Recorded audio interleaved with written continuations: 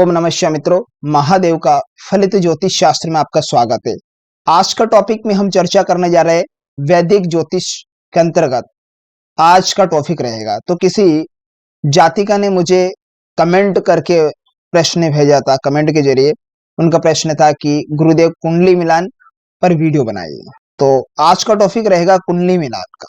तो टॉपिक पर चर्चा करने से पहले मैं आपको बता देना चाहता हूं कि यदि आप मेरे चैनल पर नए दर्शक हो ना तो कृपया चैनल को सब्सक्राइब कर लीजिएगा, साथ में घंटे के बटन को दबा दीजिएगा ताकि मैं जो भी नया वीडियो अपलोड करूं उसका नोटिफिकेशन सबसे पहले आपके पास पहुंच जाए। हाँ, खास करके आपसे निवेदन है, कृपया वीडियो को लाइक किया करो यार। आपका लाइक करने से कोई पैसा नहीं लगता, बल्कि आपका लाइक करना मेरे लिए उत्साहवर्धन मनोबल बढ़ाने का काम करता है। तो इसलिए वीडियो को लाइक किया करें। तो बढ़ते बिना समय गवाए फटाफट हमारे टॉपिक की ओर। जैसे कि आप स्क्रीन पर देख पा रहे होंगे कि कुंडली मिलान कैसे करें, वह अष्टकूट क्या है। ये दो क्वेश्चन है। तो पहला क्वेश्चन है यहाँ पर कुंडली मिलान कैसे करें, अष्टकूट क्या है। इन दोनों प्रश्नों के बारे में हम जान लेते हैं। सबसे पहले अष्टकूट पर विचार कर लेते हैं कि वर्णोवश्यम तथा तारा योनिश्च ग्रह मैत्रिकम गणमेत्रम भकुट च नाड़ी चेते गुणादिका। अब यहाँ पर इसका जो संस्कृत का हिंदी भावार्थ देखेंगे यहाँ पर, तो क्या होता है वर्णोवैश्य, यानी पहला तो वर्ण होता है और वैश्य होता है तारा, जो नक्षत्र के बारे में बताया गया है, योनि और ग्रह मैत्री, गण मैत्री, और 7वें नंबर पे भकुट, 8वें पे नाड़ी।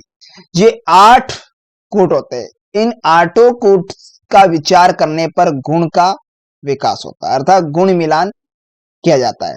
ये अष्टकूट को ध्यान में रखना बेहद जरूरी है, तब आपकी कुंडली का मिलान किया जाता है। बगैर अष्टकूट की गणना किए बिना हम कुंडली मिलान नहीं कर सकते हैं। ये खास इंपॉर्टेंट पॉइंट है, इसे नोट कर लीजिएगा। अभी तक यूट्यूब पर इस टॉपिक से रिलेटेड वीडियो नहीं, ऑलरेडी वो आपको किसी एफसी के जरिए आपको दिखाएंगे, ये बस और कुछ नहीं। तो आपको अष्टकूट पर विचार करना बेहद जरूरी है कुंडली मिलान के तहत। ये जो होते हैं ये 8 कूटों के नाम है। प्रत्येक कूट में क्रमशः क्या होता है, एक एक गुण की वृद्धि होती है।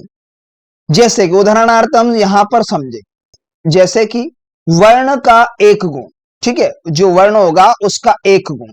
अब वैश्य का 2 गुण, जो एक वर्ण का और एक और मिला दे, 2 गुण वैश्य को हो जाएंगे।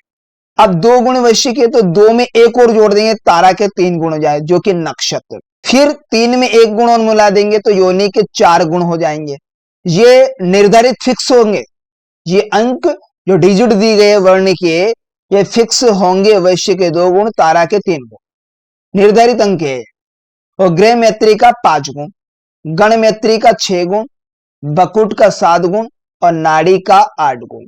अब इन जो 8 कूट होते हैं, इन 8 कूट की जो निर्धारित संख्या, उन सभी की अगर गणना करेंगे, जोड़ लगाएंगे, तो संपूर्ण 36 गुण होंगे। अब जोड़ लीजिएगा, वर्ण के 1, वैश्य के 2, इनको जोड़ लीजिएगा, तारा के 3 गुण अर्थात नक्षत्र के, और योनि के 4 गुण, ग्रह मैत्री के 5 गुण, गण मैत्री के 6 और बकुट के 7, इन और नाड़ी के 8। इन सभी जो कूट होते हैं, 8 कूट के गुण जो होते हैं, निर्धारित संख्या होती है, इनके जोड़ने पर हमारे पास 36 गुण प्राप्त होते हैं। ठीक है, ये अष्टकूट होते हैं। अब इन बिना अष्टकूट को जांचे बगैर हम कुंडली मिलान नहीं कर सकते हैं। विवाह के 16.5 वर कन्या के गुण मिलाते हो तो अल्प गुण होता है, अल्प होता है। यदि क्या होगा, वर कन्या के गुण 18 गुण मिलते हैं दोनों के, तो मध्यम गुण होते। कितने? मध्यम गुण होते हैं। यदि 30 गुण या 30 से अधिक गुण प्राप्त होते हैं तो श्रेष्ठतम गुण होंगे जातक के। अर्थात कहने का मतलब यहां है कि वैवाहिक जीवन जातक का सुख में व्यतीत होता है, अच्छे से गुजरता है। और वर कन्या मिलान, मांगलिक दोष, विष कन्या इत्यादि दोषों का विचार किया जाता है। मांगलिक दोष का विचार भी किया जाता है, इससे ध्यान में रख लीजिए इन पॉइंटों को। नेक्स्ट, अष्टकूट में से पहला कूट होगा वर्ण। अब इसे देख लेते हैं। वर का वर्ण उत्तम होना चाहिए, पहली कंडीशन। ठीक है, वर का वर्ण कन्या के वर्ण से उत्तम होना जरूरी है। अर्थात क्षत्रिय वर्ण की कन्या व ब्राह्मण वर्ण का वर हो तो गृहस्थ आश्रम सुखी होता है। यदि उच्च वर्ण की कन्या हो तो नीच वर्ण वाले वर को सदैव दबाती रहेगी। इसी समस्या से बचने के लिए वर्ण का विचार किया जाता है। यदि वर कन्या की आपस में एक ही राशि हो या सम मित्रता हो तो ऐसे में वर्ण दोष का परिहार हो जाता है। यदि वर कन्या की राशि आपस में मित्र हो तो वर्ण दोष नष्ट हो जाता है। यदि वर कन्या के राशि अधिपति एक हो तो वर्ण दोष नष्ट हो जाता है। यदि वर कन्या का नवांश का स्वामी मित्र या समग्रह हो, सम्मित्र हो तो इसका दोष नष्ट हो जाता है, वर्ण दोष नष्ट हो जाता है। यदि वर के राशि अधिपति से कन्या के राशि अधिपति हीन हो तो वर्ण दोष नष्ट हो जाता है। यहां पर हम सारणी में देख लेते हैं वर्ण और राशि। टेबल में हम देखेंगे तो वर्ण कितने प्रकार के होते हैं? 4 वर्ण होते हैं। तो पहला होता है ब्राह्मण, क्षत्रिय, वैश्य, शूद्र। अब ये ब्राह्मण में कौन सी राशि आती है? जो वर्ण होता है ब्राह्मण वर्ण में कौन सी राशि फिक्स होती है? तो यहां पर कर्क राशि, वृश्चिक राशि, मीन राशि ब्राह्मण वर्ण के अंतर्गत ये राशि आती है। यदि आप चाहे तो इसका स्क्रीनशॉट ले सकते हैं। क्षत्रिय वर्ण में एक अर्थात मेष राशि, सिंह राशि, धनु राशि। वैश्य वर्ण की अगर बात करें, वैश्य वर्ण के अंतर्गत कौन सी राशियां होती है? कौन सी राशि वैश्य वर्ण के अंतर्गत आती है? तो वृषभ, कन्या, मकर। शूद्र वर्ण की बात करें तो शूद्र वर्ण में कौन सी राशि होती है? अर्थात कौन सी राशि में कौन सी वर्ण होता है? मिथुन, तुला, कुंभ। इन राशियों में शूद्र वर्ण होते हैं। अब ये वर्ण का चार्ट है, राशियों के अकॉर्डिंग वर्ण जान सकते हैं कौन सी राशि कौन से वर्ण के अंतर्गत आती है। यह आपको मुखाग्र याद रहे, ठीक है। तो आप अष्टकूट जब मिलान करते हैं, कुंडली मिलान, तो इसमें काफी जरूरत रहेगी इनकी। अब यहाँ पर वर का वर्ण और कन्या का वर्ण की निर्धारित जो संख्या होगी, जो टेबल है, इन टेबल के अकॉर्डिंग ही हम ऑलरेडी दोनों के गुणों की गणना करेंगे, कितने गुण प्राप्त हुए। ये खास इंपोर्टेंट टेबल है, इन्हें स्क्रीनशॉट कर लीजिए या तो आप कॉपी में लिख लीजिएगा। अब यहाँ पर के जो ऊपर एरो का चिन्ह यहाँ पर जो एरो का साइन देख पा रहे हैं, वर्ग का कॉलम है, मतलब इधर वर्ग का, ठीक है, वर्ण है। और ये नीचे वाला जो डाउन में जा रहा है, नीचे वाला एरो का चिन्ह, ये कन्या के वर्ण होते हैं। अब यहां पर देखिए, मान लीजिए किसी पुरुष का अर्थात वर्ग का वर्ण ब्राह्मण और कन्या का वैश्य। अब इस ब्राह्मण वाले कॉलम में यहां पर या वैश्य कॉलम है, यहां पर रुक जाइए और यहां पर हम दोनों की मिलाएंगे तो 1 अंक प्राप्त होगा।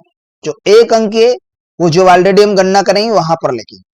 मान लीजिए किसी का क्षत्रिय वर्ण है और किसी का शूद्र वर्ण है, तो यहां पर वर का क्षत्रिय और कन्या का शूद्र वर्ण है, तो यहां पर देखेंगे तो 1 प्राप्त होगा।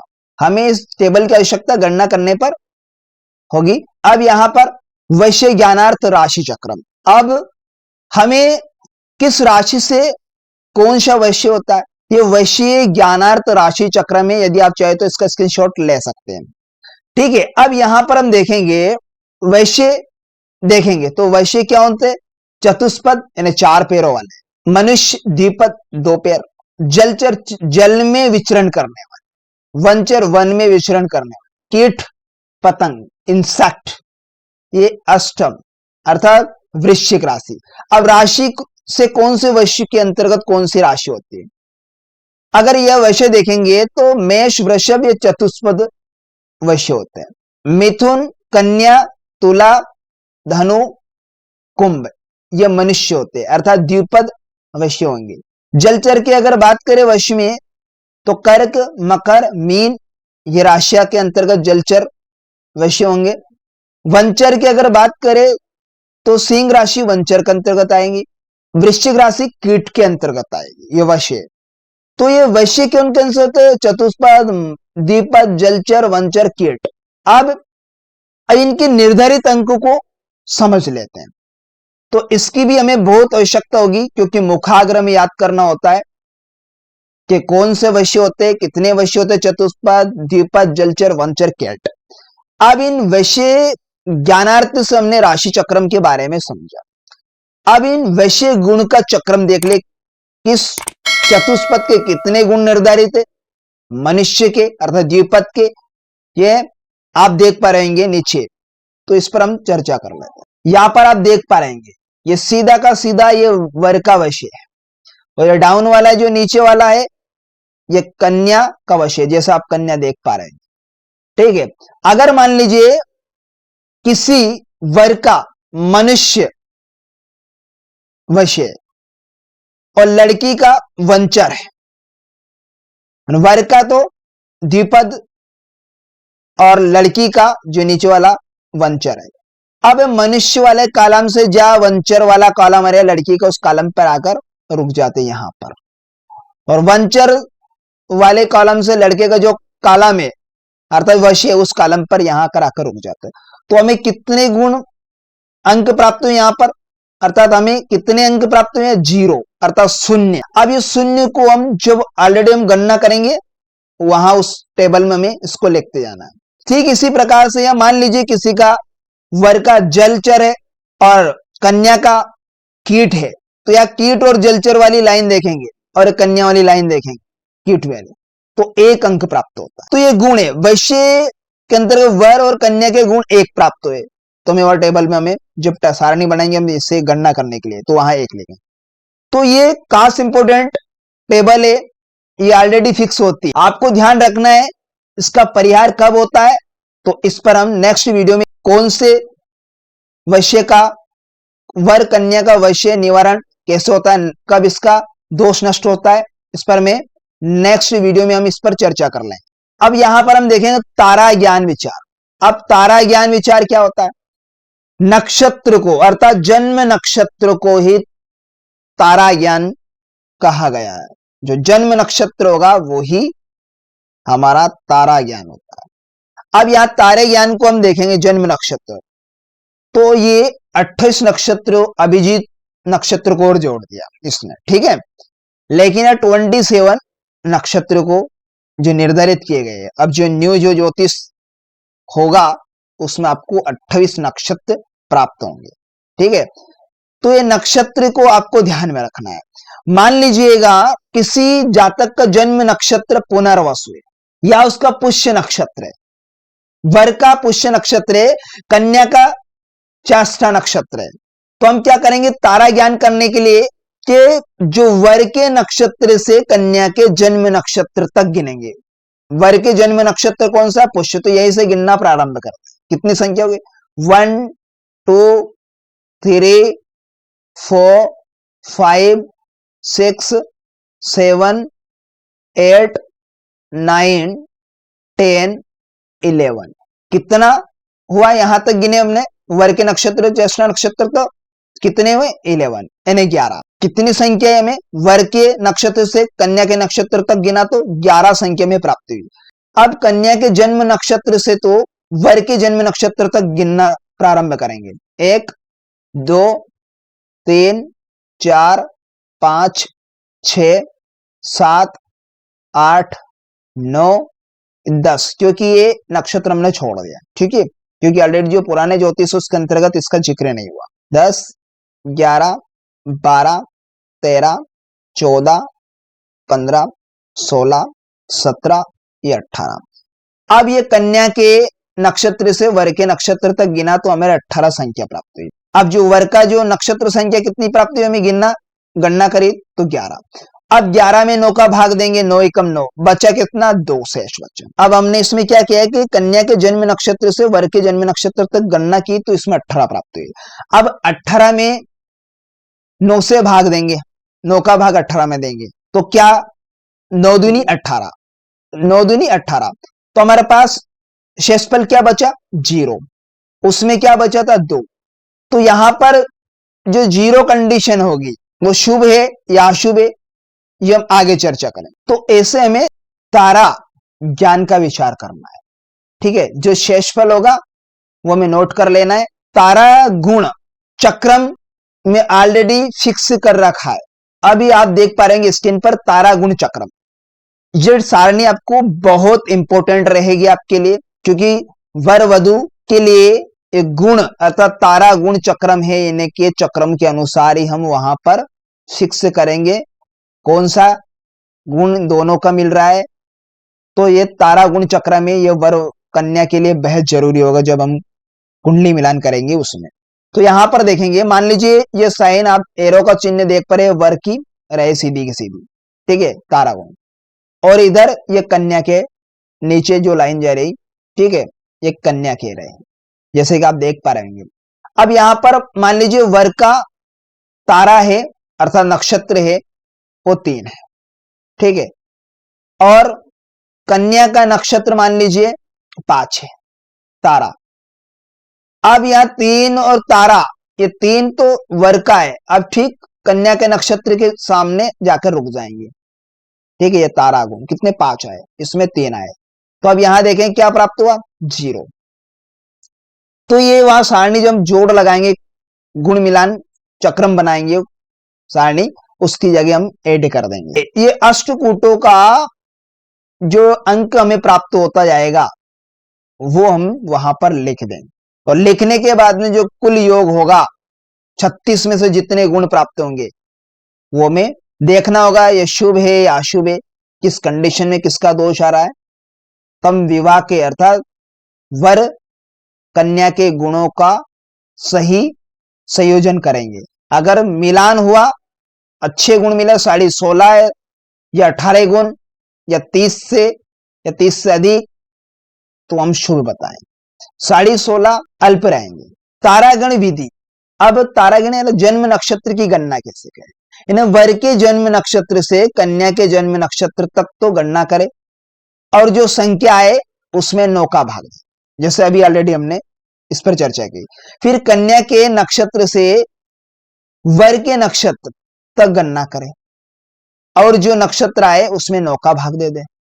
अब क्या करना है, अब इन वर वधु की नक्षत्र संख्या में भाग देने पर जो अंक शेष बचे, उनमें से जिसके अधिक शेष फल अंक बचता है उसकी शुभ तारा होगी। नोट यहां पर देखेंगे कि तारा गुण कब शुभ कब अशुभ होगा। यदि शेषफल में 3, 5, 7 बचे तो अशुभ तारा होती है, या फिर टाइपिंग मिसप्रिंट हो चुका है, शुभ हो गया या अशुभ तारा होती है, ठीक है। 3, 5, 7 बचेगा शेषफल में, और यदि 1, 2, 4, 6, 8 एवं 0 अर्थात 0 शेषफल बचे तो शुभ, वह शुभ तारा होती है। अभी ठीक पहले हमने कि कन्या के नक्षत्र से तो वर के नक्षत्र तक गणना की तो 18 प्राप्त हुए थे, ठीक है। तो अब 9 का भाग दिया 18 में, तो शेषफल हमारे पास 0 बचा, तो वो शुभ हुई तारा कन्या की भी। और ठीक वर के नक्षत्र से कन्या के नक्षत्र तक गणना की तो उसमें शेषफल हमारे पास 2 बचा था, ठीक है, तो वो भी शुभ कंडीशन में आ रहा है तारा। अब यह क्या करना है कि वर का जन्म नक्षत्र पुनर्वसु मान लीजिए, वह कन्या का जन्म नक्षत्र मूल है। अब क्या करेंगे, हम गणना करेंगे तो वर के नक्षत्र से कन्या के नक्षत्र तक गणना करने पर हमें 13 अंक प्राप्त हुए, क्योंकि पुनर्वसु वर का नक्षत्र है और कन्या का मूल है, तो मूल नक्षत्र तक गणना के 13 प्राप्त हुआ अंक। वह कन्या के जन्म नक्षत्र से वर के जन्म नक्षत्र तक गणना करेंगे तो हमें 16 अंक प्राप्त हुआ है। अब इन दोनों में क्या करेंगे, पृथक पृथक अलग अलग 9 का भाग दे दें, यानी 13 में भी 9 का और 16 में भी 9 का। अब भाग दिया यहां पर वर के जन्म नक्षत्र से कन्या के जन्म नक्षत्र की संख्या को 13 में 9 का भाग दिया, शेषफल हमारे 4 बचा, ठीक है, जो कि वर का जो शेषफल अंक तारा बचे हमारे पास 4, तारा गुण 4 वो शुभ आ रहा, तथा कन्या के जन्म नक्षत्र से वर के जन्म नक्षत्र तक की संख्या 16 प्राप्त हुई। अब 16 भागित 9, अब 9 का भाग दिया 16 में तो 7 शेषफल बचा, जो कि क्या हुआ, वर का शुभ हुआ, और कन्या के जन्म नक्षत्र से वर के जन्म नक्षत्र तक की संख्या 16 में 9 का भाग देने पर 7 शेषफल हुआ, जो कि अशुभ तारा हुई कन्या की। अब ये अशुभ है, नेगेटिव है। अब जो तारा हमारे पास बचा है, जैसे वर्ग का 4 तारा गुण मिला और कन्या के 7 तारा गुण मिले। अब वो टेबल में जाना पड़ेगा। अब टेबल जैसे कि आपको दिखा दूं मैं, ये तारा गुण। अब वर्ग के तारा गुण कितने प्राप्त हुए थे हमारे पास? 4। और कन्या के कितने हुए हमारे पास? 7। अब यहां पर देखेंगे, यहां पर कितने गुण आ रहे हैं दोनों को तारा गुण? 1.5 आ रहे हैं। कितने? 1.5 यानी 1.5, ये 1.5। अब ये हम अष्टकूट की जब गणना करेंगे कुंडली मिलान में, तो यहां पर ये पॉइंट को हमें नोट करना है, ये 1.5। और टोटल का जो गुण होगा 36 में कितने प्राप्त हुए? अब यहां पर नक्षत्र योनि ज्ञान चक्र एग्जिट तरीके से हम देख सकते हैं। तो यहां पर क्या है कि ऑलरेडी फिक्स सारणी होती है। तो ये क्या है? नक्षत्र इस साइड में और ये योनि होती है। अब जो इन योनियों से जो दुश्मनी होती है, बेर होता है, जो महावेर, ये योनि होती है। मान लीजिए किसी का अश्विन नक्षत्र है, तो कौन सी योनि होगी? घोड़े की, अश्व की। और जो दुश्मनी होगी महेश, महावेर होगा इसका, महिष। किसी का मान लीजिए पुनर्वसु है, ये अभी ऑलरेडी हम इसके एग्जाम्पल लिया था। तो पुनर्वसु की माझार्य का वो होती है बिलाव, बिल्ली की, ठीक है। उसका महावीर किससे होगा? मूषक यानी चूहे से। अब अगर हमने कन्या की ली, तो कन्या क्या थी? यहां पर ऑलरेडी हमने अभी उदाहरणार्थ तो समझा था। तो कन्या का जन्म नक्षत्र मूल था। अब उसको कौन सी योनि मिली? जन्म नक्षत्र स्वान यानी कुत्ते की। दुश्मनी किससे? मृग से, हिरण से। तो ये तो ये योनि का महावेर योनि, ये हमें ध्यान में रखना है। ये टेबल आप देख पा रहे हैं, योनि गुण चक्रम सारणी, ये आपको बेहद काम में आने वाली है। तो अगर ये ऊपर वाला वर्ग की लाइन होगी, ये ऊपर की, नीचे के कन्या की, ऑलरेडी मैं बताते आ रहा हूं, ठीक है। किसी का सर्प की योनि है वर्ग की और कन्या की मूसक है, तो यहां पर सर्प की योनि से मूसक की कॉलम वाले तक आकर रुक जाना है कन्या के। तो कन्या की मूसक है। तो यहां पर देखिए कितने अंक दे रखे हैं, यहां पर सारणी में फिक्स 1 अंक। तो हमें नोट करते चलना। तो इसी प्रकार से ये सारणी बहुत काम में आने वाली है, उपयोगी सारणी है, इन्हें याद रखना है। अब नैसर्गिक मैत्री चक्र, इसकी बेहद जरूरी है। यानी मान लीजिए पुरुष की राशि मिथुन राशि है, तो मिथुन राशि के अधिपति बनते हैं बुध देवता। और किसी की कन्या की राशि धनु है, तो धनु राशि अधिपति बनते हैं बृहस्पति। अब ये जो ग्रह है ऊपर, वर्ग की जन्म राशि मिथुन है, तो मिथुन राशि के अधिपति क्या बनते हैं? बुध देवता। और कन्या की जन्म राशि धनु है, उसके बृहस्पति। अब ये वर्ग के हैं, ठीक है। ये वर्ग के देखेंगे तो हम वर्ग से मिला रहे कन्या के लिए। तो वर्ग की जन्म राशि मिथुन है, तो उसके अधिपति बुध देवता।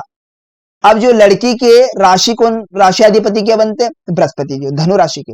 तो यहां पर देखेंगे तो बृहस्पति देव को सम ग्रह की कैटेगरी में दर्शाया गया, यानी बुध की मित्रता सम रहेगी बृहस्पति से। अब लड़की की राशि से बात करें तो लड़की की राशि धनु राशि के अधिपति बनते हैं बृहस्पति देव। अब बृहस्पति की अगर बुद्धि से यहां देखेंगे तो शत्रुता की कंडीशन दर्शा रही, यानी लड़की का अपोजिट कंडीशन जा रहे हैं इनके प्लैनेट। तो ये ग्रह को ध्यान में रखना बेहद जरूरी है। अगर दोनों के राशि अधिपति एक हो तो ये दोष नष्ट हो जाता। अब यहां पर हम देखें गण नक्षत्र। अब किस नक्षत्र में जातक का जन्म होगा तो कौन से गण के अंतर्गत आएगा, वो उसके क्या गण होंगे। अगर मान लीजिए अनुराधा या पुनर्वसु के अंतर्गत किसी जातक का जन्म हुआ तो उसका गण कौन सा होगा? देव। या फिर उसका उत्तरा फाल्गुनी में होगा तो उसका गण कौन सा होगा? मनुष्य देव। या फिर लड़की का जन्म नक्षत्र मूल है तो उसका कौन सा गण होगा? तो दानव, राक्षस गण होगा। तो ये हमें नोट करते चलना है। तो यहां पर हम गण चक्रम सारणी देखेंगे तो ऊपर वाला जो इस तरह का रहेगा वो वर्ग का, नीचे वाला रहेगा कन्या का। मान लीजिए पुरुष का, अर्थात वर्ग का गण राक्षस है और कन्या का मनुष्य है।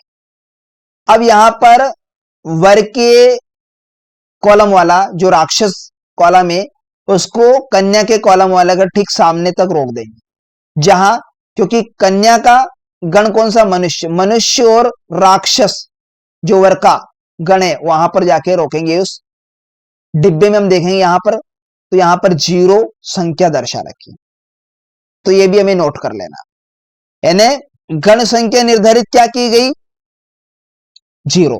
यानी कन्या और वर की जब हमने गण गुण मिलान किए तो 0 हमें प्राप्त हुआ, तो ये भी नोट करना है। तो इसी प्रकार सभी सारणी को हमें देखना बेहद जरूरी है। अब नेक्स्ट हम यहां पर देखेंगे राशिकूट गुण चक्र।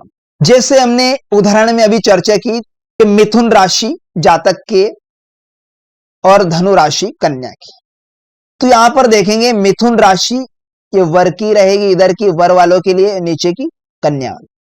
अब यहां पर देखें मिथुन राशि वर की है, तो यहां पर मिथुन राशि से हम नीचे चलेंगे इसे ठीक कॉलम से, और जहां ठीक हमें धनु राशि मिले वहीं पर हमें रुक जाना है। ठीक सामने उसके कन्या की धनु राशि आ रही, तो धनु राशि यहां पर आई। अब धनु राशि से जो हमने कॉलम मिथुन राशि के ठीक सामने वाले कॉलम पे यहां रुकेंगे, तो कितने गुण प्राप्त हुए हमें राशि, तो 7 हुए। कितने प्राप्त हुए हमें, 7।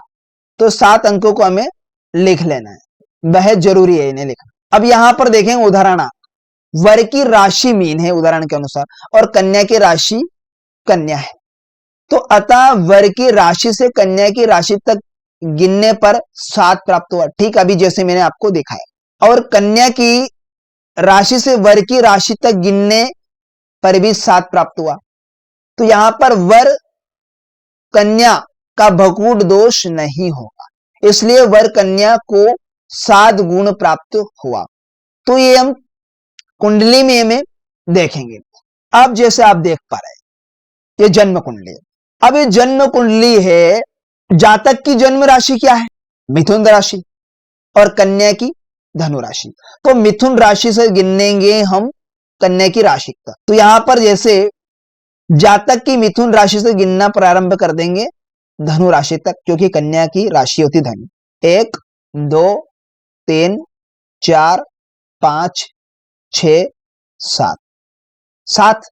अब कन्या की राशि से गिनना प्रारंभ करें, 1 2 3 4 5 6 7, यानी दोनों का कितने राशिकूट गुण मिले, 7। तो ठीक इसी प्रकार से हमें इसकी गणना तय करना बेहद जरूरी है।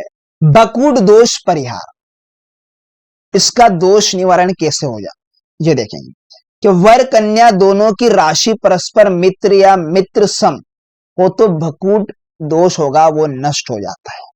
ठीक है, वर कन्या दोनों के नवांश के स्वामी परस्पर मित्रों, नवांशिक कुंडली की बात कर रहा हो, या मित्र सम हो तो भकूट दोष नष्ट हो जाता है। वर कन्या के दोनों के नवांश के स्वामी परस्पर मित्र समग्रह की लिस्ट में आते हो तो उनका दोष नष्ट हो जाता है। जैसे कि आपको ये ऑलरेडी मैंने जो कुंडली बना रखी है इसमें समझा देता हूं। अब यहां पर देखें ये वर की कुंडली है, तो ये नवांश कुंडली है। अब यहां पर हम देखेंगे कि वर की कुंडली में ये नवांश कुंडली, अब इसमें देखेंगे 7वें घर, ठीक है, सप्तम भाव के स्वामी बनते यहां पर नवांश कुंडली में बुध देवता, क्योंकि 7वें भाव में कन्या राशि है। अब यहां पर हम देखेंगे इसके तो स्वामी बुध देवता बन गए। अब कन्या की कुंडली में देखेंगे हम, यहां पर नवांश की बात चल रही, तो यहां पर भी बनते पंचम भाव में सिंह राशि के अधिपति बनते सूर्य देवता। अब यहां पर देखेंगे तो समग्रह में, तो ये दोष जो होगा वो नष्ट हो जाए। ठीक, आपको ये ध्यान में रखना है, जन्म राशि भी आपको देखना बेहद जरूरी है। तो ये बकूट दोष इस प्रकार से नष्ट हो जाते हैं। वर कन्या दोनों के राशि स्वामी एक ही हो तो बकूट दोष भी नष्ट हो जाता है। वर कन्या दोनों का नवांश स्वामी एक ही हो तो बकूट दोष नष्ट हो जाता है। और वर कन्या दोनों के नवांश के स्वामी परस्पर मित्र या सम्मित्र प्लेनेट हो तो भी ये दोष नष्ट हो जाता है। तो इस प्रकार से हमें देखना है, कुंडली मिलान करना, ये गुण मिलान तब होगा अब नाड़ी ज्ञानार्थ चक्रम देखेंगे। अब यहां पर देखेंगे नक्षत्रों से पता कर लेंगे हम कौन सी नाड़ी में जातक का जन्म हुआ। अगर अश्विन या अद्रा, अगर अश्विन या आद्रा नक्षत्र में जातक का जन्म हुआ तो आदि नाड़ी होगी। पुनर्वसु में हुआ तो आद्य नाड़ी होगी। उत्तरा फाल्गुन में हुआ तो आद्य नाड़ी होगी। ये नक्षत्र है, यदि आप चाहे तो इसको स्क्रीनशॉट ले सकते हो। भरणी, मृगशिरा, पुष्य, फाल्गुनी, चित्रा, अनुराधा, पूर्वाषाढ़ा, धनिष्ठा, उत्तरा, भाद्रपद, ये मध्य नाड़ी होगी। कृत्तिका, रोहिणी, अश्लेषा, मगा, स्वाति, विशाखा, उत्तराषाढ़ा, श्रवण, रेवती, ये अंत्य नाड़ी होगी। तो ये नाड़ी का हमें ध्यान रखना बेहद जरूरी है। अब नाड़ी ज्ञान चक्रम पर ऑलरेडी फिक्स सारणी होती है। मान लीजिए जातक की आदि नाड़ी है और कन्या की भी आदि नाड़ी है। अब दोनों को देखेंगे, वर कन्या के कॉलम ठीक सामने देखे तो नाड़ी गुण कितने मिले? 0, 0। तो आपको इसे भी नोट करना है। अब हम कुंडली मिलान करेंगे इन अष्टकोटों के द्वारा और कुंडली के द्वारा। उदाहरणार्थ ये जन्म तारीख आप देख पा रहे हैं। वर का नाम केशव कुमार है, जन्म तिथि 22 अप्रैल 1988 और जन्म समय 4:32 संध्या काल। जन्म स्थान उज्जैन मध्य प्रदेश। जन्म नक्षत्र पुनर्वसु, चरण हुआ प्रथम चरण में इसका जन्म हुआ। जन्म राशि मिथुन और राशियाधिपति बुध देवता। ये वर का विवरण है, जन्म विवरण। अब इसमें यहां पर देखेंगे वर की जन्म कुंडली और नवांश कुंडली, ठीक है, यहां पर जैसे आप देख पा रहे हैं। अब यहां पर देखेंगे कि सबसे पहले जातक की जन्म राशि बनती है मिथुन राशि। मिथुन राशि के अधिपति बुध देवता। अब कन्या की जन्म कुंडली देखेंगे यहां पर तो आप देखेंगे कन्या का नाम यक्षिका, जो कि प्रथम चरण में हुआ तो ये नाम से आता है, मैंने यक्षिका रखा। जन्म तिथि 23 मार्च 1995। जन्म समय 3:23 दोपहर का। जन्म स्थान राजगढ़ ब्यावरा मध्य प्रदेश। जन्म नक्षत्र मूल होगा। चरण प्रथम चरण में इसका जन्म हुआ और जन्म राशि धनु, राशियाधिपति बृहस्पति। कि अब जो इसकी कुंडली बनी है ये कन्या की कुंडली है, जो कि धनु राशि, धनु में चंद्रमा की स्थिति बनी जन्म कुंडली में, तो धनु राशि। नववंश कुंडली में देखें तो यह 7वें घर, जो कि पति का घर होता है, पत्नी की कुंडली से 7वां घर होता है पति का। पर देखें सप्तम भाव में सिंह राशि के अधिपति भी बनते हैं सूर्य देवता। और वही उसकी कुंडली में हम देखे पुरुष की कुंडली में, अर्थात यही हम वर की कुंडली में देखे नववंश कुंडली में, तो 7वें घर में कन्या राशि होती है और कन्या राशि के स्वामी बनते यहां पर बुध देवता, जो कि यहां पर सम कैटेगरी में दोनों प्लेनेट मित्र हुए, सम मित्र हुए। क्या वह भकूट दोष का परिहार हो गया, नष्ट हो गया अगर भकूट दोष भी लगा। राशि की अगर बात करें, वर की राशि से कन्या की राशि तक गिनेंगे तो यहां पर जो गुण होगा, अब ये नवांश कुंडली दोनों की, जन्म कुंडली भी दोनों की, अब इनसे हम गुण मिलान करेंगे। क्या करेंगे? गुण मिलान। तो ये ऑलरेडी आप ये गुण मिलान सारणी आपको ऐसे तैयार कर लेना, ठीक है, कच्चे पेपर में, फिर पक्का पेपर बनाना है तुम्हें। देखिए अष्टकूट, ये 8 कूटों के नाम है, ये कुल वाला कॉलम है योग करने का। ये वर के अष्टकूट की कंडीशन है, ये कन्या के अष्टकूट की कंडीशन है। ये अष्टकूटों का विवरण दोनों का, यानी कुल, यानी वर्ण 1 नंबर का निर्धारित फिक्स अंक है। 1 में से 0 प्राप्त हुआ, 2 में से 2 और 3 में से 1.5 और 4 में से जो गुण प्राप्त हुआ वो 1 योनि का और 5 अंक निर्धारित है, जो कि ग्रह मैत्री का है, आधा अंक मिला है। और जो गण है 6 अंक का निर्धारित किया गण, तो उसमें 0 प्राप्त। अब ये 0, 2, 1.5, 1 या आए कहां से? वो सारणी ऑलरेडी जो आपको मैंने बताई, वो सारणी ऑलरेडी फिक्स है, वो अंक उनमें से आए।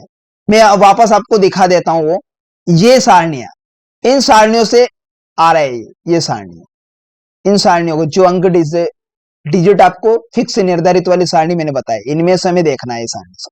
अब यहां पर देखेंगे अष्टकूट, वर्ण, वैश्य, तारा, योनि, ग्रह मैत्री और गण, भकूट, नाड़ी। अब वर का वर्ण देखेंगे शुद्र हो गया, कन्या का क्षत्रिय। अगर वर का वर का वश्य देखेंगे, वर का वश्य होगा नर अर्थात मनुष्य, और कन्या का भी नर। ने दोनों निर्धारित कितने अंक के हैं, कुल अंक कितने मिले इन्हें, 2 अंक, तो 2 में से 2 प्राप्त हुए। और शूद्र और क्षत्रिय, कन्या का क्षत्रिय गुण, शूद्र और क्षत्रिय, इन्हें वर का शूद्र और कन्या का क्षत्रिय, इन्हें उच्च गुण कन्या का हुआ, और नीच का गुण इन्हें उच्च वर्ण कन्या का और नीच वर्ण वर का। तो यहां पर क्या हुआ, 0 प्राप्त हुआ, इन्हें 1 में से 0। तारा की अगर बात करें, जन्म नक्षत्र की बात करें, ठीक है, तो जन्म नक्षत्र की अगर हमने गणना की पुनर्वसु से, ठीक है, जातक का जन्म नक्षत्र क्या है, पुनर्वसु, और जातिका का जन्म नक्षत्र होता है मूल नक्षत्र। तो जातक के जन्म नक्षत्र से कन्या के जन्म नक्षत्र तक गणना की, ठीक है, तो उसमें जो भाग आया, जो योग आया, उनमें से गणना करने पर तो उसके जो योग में 9 का भाग दिया, तो शेषफल कितने बचे थे। अब जो शेषफल बचा वो 4, और कन्या के नक्षत्र से वर के नक्षत्र तक की गणना की तो कितने प्राप्त हुए, वो शेषफल बचा 7। अब ये तारा, ये तो वर के, ये कन्या के, ये सारणी में हमें देखना पड़ेगा आमने सामने। तो यहां पर देखें कितने प्राप्त हुए, 3 अंक निर्धारित रहते हैं, फिक्स होता है तारा। इन्हें 3 में से कितने मिले, इन्हें 1.5। योनि की बात करें, वर की योनि बिलाव यानी बिल्ली, और लड़की की स्वान यानी कुत्ता। अब यहां पर अगर देखिए निर्धारित अंक योनि कितने, 4 में से कितने अंक दिए इन्हें, 1 अंक मिला। स्वान यानी कुत्ता बिल्ली को खा जाता है, यहां भी कंडीशन खराब दे दी, आपत्तिजनक रहेगी, दबा कर रखने का काम करेगी, आप डरेगा वर। तो यहां पर इसमें 4 में से 1 कंडीशन ये हुआ। अब ग्रह मित्र की बात करें तो जातक का बुध होती जन्म राशि, और जातिका की अर्थात कन्या की जन्म राशि के अधिपति बनते बृहस्पति, और बुध देवता बनते मिथुन राशि, जो कि जातक की मिथुन राशि। अब इन्हें देखा ग्रह मैत्री चक्र में, क्योंकि ऑलरेडी है, तो इसके निर्धारित अंक 5 में से कितना, आधा अंक मिला। क्यों मिला, क्योंकि बृहस्पति शत्रुता करता है बुध से, यहां पर कंडीशन भी। अब गण की बात करें तो वर का गण होगा देवता और कन्या का गण होगा दानव। अब दानव राक्षस दोनों के बीच में शत्रुता रहती है, तो यहां क्या प्राप्त हुआ, क्योंकि निर्धारित अंक 6 में से 0 दिया, 0, क्योंकि वो सारणी से हमने ये लिया 0, उसमें से यहां पर हमने 0 मिलान किया, तो 0 प्राप्त हुए, 0 यहां लिखा।